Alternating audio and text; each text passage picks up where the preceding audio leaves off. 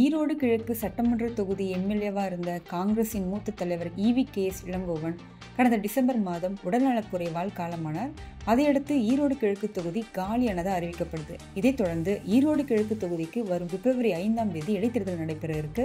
ஈரோடு கிழக்கு தொகுதி இடைத்தேர்தலில் திமுக சார்பில் சந்திரகுமார் வேட்பாளராக போட்டியிடுறாரு. நாம் தமிழர் கட்சி சார்பில் சீதாலட்சுமி அங்கே வேட்பாளராக போட்டியிட போறாங்க. மற்ற பெரிய கட்சிகளான அதிமுக, பாஜக, தேமுதிக உள்ளிட்ட இவங்க எல்லாருமே இந்த இடைத்தேர்தலை புறக்கணிச்சிருக்காங்க. நாம் தமிழர் கட்சி வேட்பாளர் சீதாலட்சுமியோட சின்னம் இன்னும் என்ன அப்படிங்கிறது தெரியாத நிலையில பிரச்சாரத்தில் ஈடுபட்டு வர்றாங்க. இன்னைக்கு தான் வேட்பாளர்களுக்கு சின்னம் ஒதுக்கப்பட இருக்கு. இந்த நிலையில ஈரோடு பேருந்து நிலையத்தில் நேற்று நாதாக வேட்பாளர் பிரச்சாரத்தில் இறங்குறாங்க.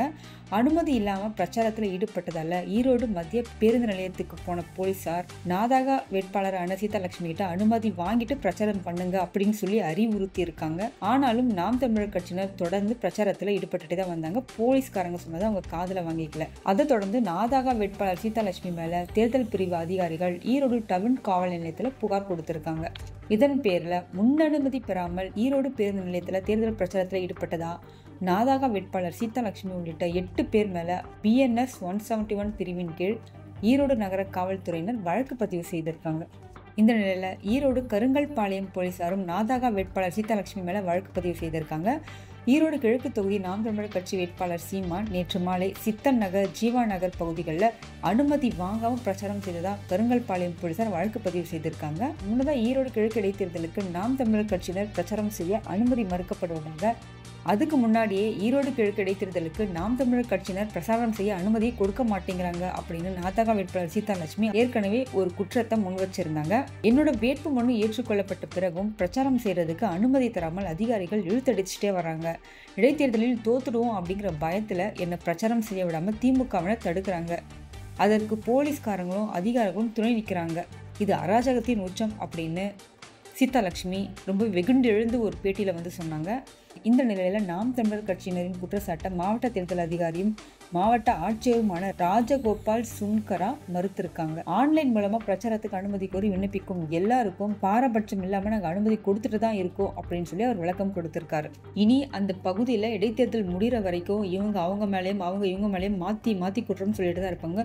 குறிப்பா நாம் தமிழர் கட்சி என்னெல்லாம் குற்றம் சொல்லுவாங்க தெரியுமா? அவங்க காசு கொடுக்குறாங்க, பரிசு பொருள் கொடுக்குறாங்க, மக்களை சந்திக்க விட மாட்டேங்கிறாங்க, பிரச்சாரத்துக்கு அனுமதி தர மாட்டேங்கிறாங்க, பிரச்சாரம் பண்ணும் போனா பிரச்சனை பண்றாங்க அப்படின்னு இந்த மாதிரியான குற்றச்சாட்டுகள் தொடர்ந்து நாம் தமிழர் கட்சியினர் சார்பா ஈரோடு கிழக்கு இடைத்தேர்தல் தொகுதியில வந்துகிட்டே இருக்க போகுது பாருங்க. ஏன்னா திமுக விழுத்த அவங்க எடுத்திருக்கிற ஆயுதம் இதுதான். அதனால இந்த குற்றச்சாட்டுகள் இதோட நிக்க போறது இல்ல. இன்னும் பல இடங்கள்ல இந்த மாதிரியான குற்றச்சாட்டுகள் தொடர்ந்து எடுத்துக்கிட்டே தான் இருக்க போகுது. இந்த இடைத்தேர்தல் முடிகிற வரைக்கும் இந்த மாதிரியான கூத்துக்களை நம்ம பார்த்துட்டு தான் இருக்கணும், வேற வழி இல்லை.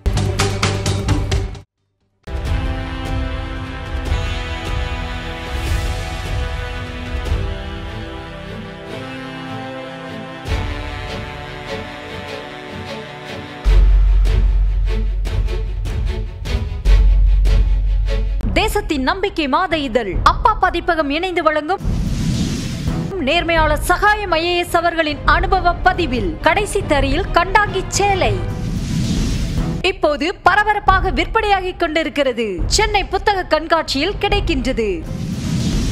புத்தகத்திற்கு உடனே அழையுங்கள் 701002 9823 9315 77173 மற்றும் 8925917667.